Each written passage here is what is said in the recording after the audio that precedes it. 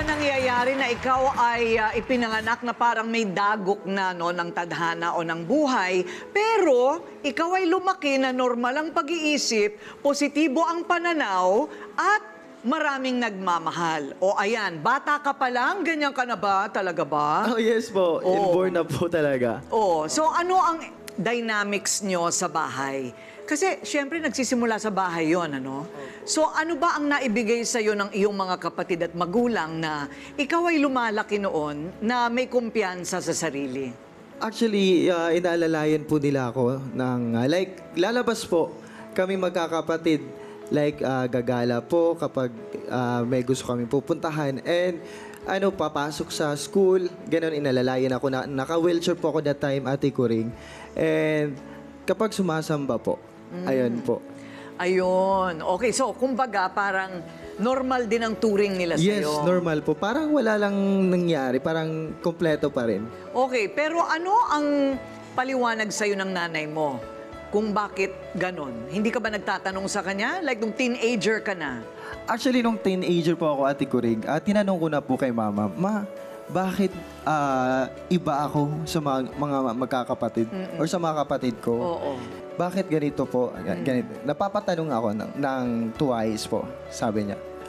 Ano kasi, yun talaga ang pinagkaloob ng Panginoon.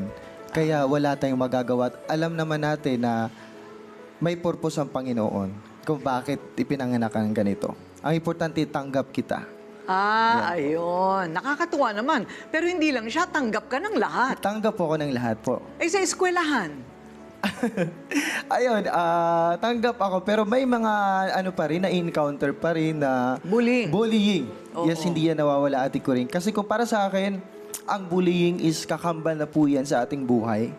Kahit saan ka man pupunta, andyan at andyan yan. Kahit gaano ka pa kabait, Ate Kuring, At meron gaano ka meron. pa ka-normal? Ka-normal, yes. Eh ako din, binubuli din ako nung bata ako. Opo. Alam mong ginawa ko, kinaibigan ko silang lahat. Di ba? At nung lumalabas na ako ng TV, pinautang ko pa sila.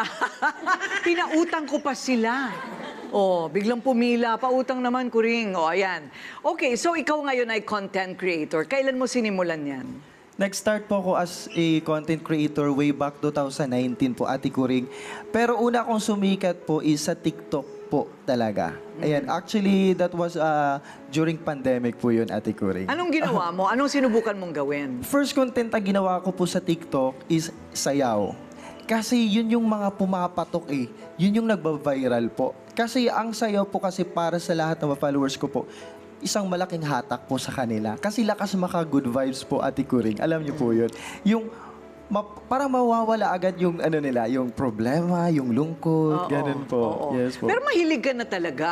Yes, of Kahit course. nung bata ka pa, mag-isa ka sa harap ng salamin. Oo naman Hindi po. ba? Yes po. Sa ngayon, kilalang kilala ka. Yes po, Ate O Kuring. kumikita ka naman sa TikTok mo. Hindi po siya, kumikita yung video sa TikTok. Sa Facebook po. Sa Facebook. Yes po. Ayan, kumikita ka na. Yes po, actually, yan po yung naging source ko po habang andito ako sa Manila.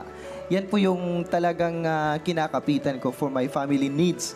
Opo. Ayo. Totoo ba? Oo, yes po. Wow, okay. So, nanliligaw ka na rin. Baka may Ano ka ba? girlfriend. Wala pa po sa isip ko yung love life po, Ate Kuring. Grabe ka naman. Promise to God Totoo po. ba? Totoo ba po. yan? Walang halong biro po. Oo. O anong gusto niyong tanungin kay Diego? Eto, ate ko rin si Nancy, may tanong. Nababas ka ba sa social media? Oo naman po, many times po yan. Walang araw na hindi ako nababash. Oo. Kapag nag-upload po ako ng mga videos po. Wala silang Anong no? ginagawa mo po? Actually, nasanay na din po kasi ako ate na binabash. Parang ini-ignore ko na lang po. Oo. Ayun, ignore na lang. Yes. Sabay block. Tama. Hindi ba? Hindi ko sila binablock, Ate Kuring, kasi mababawasan yung followers ko. At least kahit binabash nila ako, patuloy pa rin sila Ay, sumusubaybay. alam mo, Tama. sabihin mo ganito, ako walang paa, ikaw walang utak. Tama. Pwede. Di ba, Pwede? Tama.